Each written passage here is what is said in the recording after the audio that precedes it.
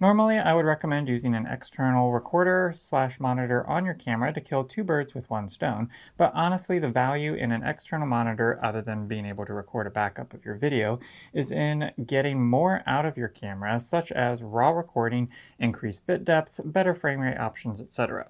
Since the C100 Mark II doesn't really offer this capability other than getting 422 chromatic subsampling through an external monitor, I have gone back to a plain monitor rather than using the Ninja 2, and I'll explain why in this review. This is the Feelworld F5 4K monitor, and my favorite feature is at the top here we have two function buttons that you can customize to a lot of over a dozen of the features that this monitor offers. I have mine set to false color for checking exposure, and my second one to zoom so I can check my focus. Like I said, there's over a dozen different features that you can set to these function buttons, and it's really quick and convenient to access the features that I use most on a shoot with the click of one button. Honestly though, I wish it had 3 or 4 customizable function buttons and that it would allow for a few other settings to be accessed by the function buttons. Not everything this monitor can do can be set to a function button. Personally, I would like things like vertical aspect ratio to be toggled on and off, displaying the camera settings on the monitor and turning them off. Right now I have them turned off, so it's just a plain feed of what the video is getting. The 9 grid pattern would be nice to have linked to a function button, things like that. Now, the bad part about the zoom feature is that it only zooms into the center of the image. You can see here. The arrow buttons at the top do not move the image around, you're just stuck in the center.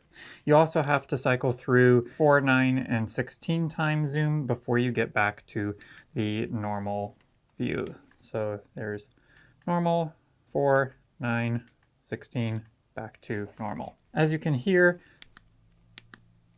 the buttons are kind of loud and it's a little inconvenient to have to cycle through all of them in order to get to the viewpoint that you want, especially when you are in the middle of recording a video. I have affiliate links in the description below for 2 models, this one that I'm reviewing right here and a touchscreen version. Now the touchscreen model says that it uses a pinch to zoom feature, which would allow you to zoom into the image to the precision that you wanted, and then I would imagine slide around to the area that you wanted to inspect, and that would be totally awesome. Exactly what I would want in this monitor. It would also consequently free up one of my function buttons, which would be phenomenal as well. So I would be able to do zoom here, and then my second function button I could set to something else. Now I've not used that model, so I cannot say for sure how it works, but they are the same price on Adorama, and that's really nice, so check it out in the links below. Once you get to false color, you never want to go back. Having this option on my monitor rather than the camera LCD screen is nice for me because I don't have to have all the other camera data and setting information getting lost over the false color rendering. So I have false color linked to one of my function buttons. This monitor does support a ratio marker for various aspect ratios as well as safe guides. The blanking zone can be customized in color and transparency, which is really nice. But unfortunately, it does not support vertical video crop guide, which is fast becoming a very popular crop for today's video needs.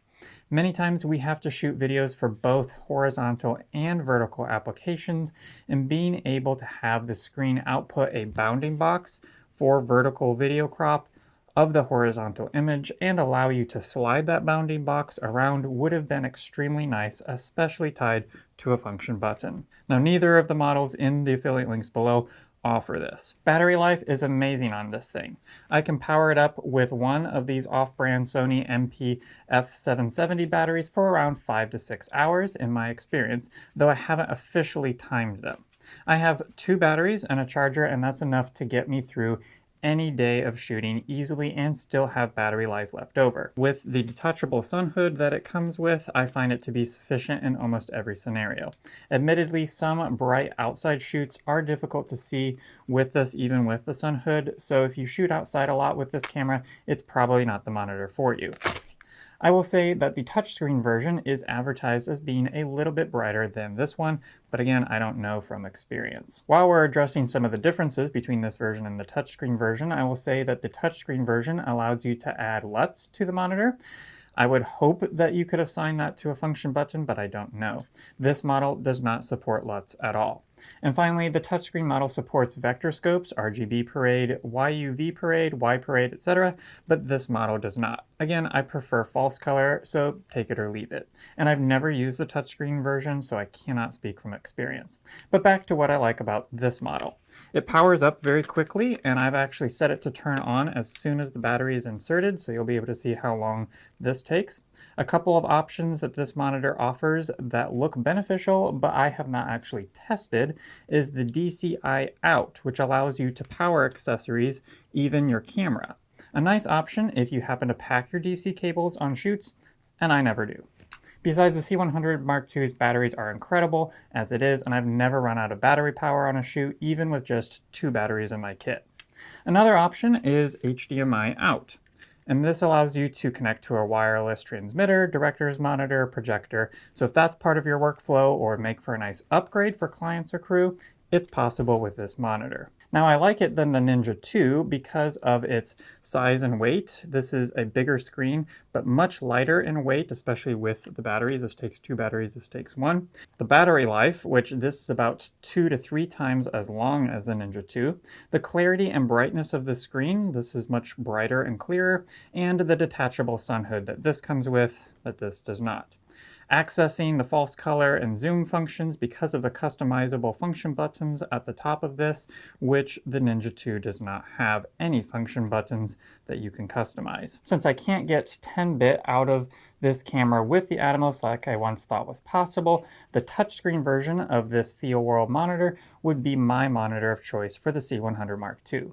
I think this is one of the best monitor options for this camera at only $160 at the time of this recording, and you know us C100 Mark II users, we like cheap old gear that still works in today's workflow standards. Well, I hope this video was helpful for you because though I won't be able to see you in the next video, you're sure to see me.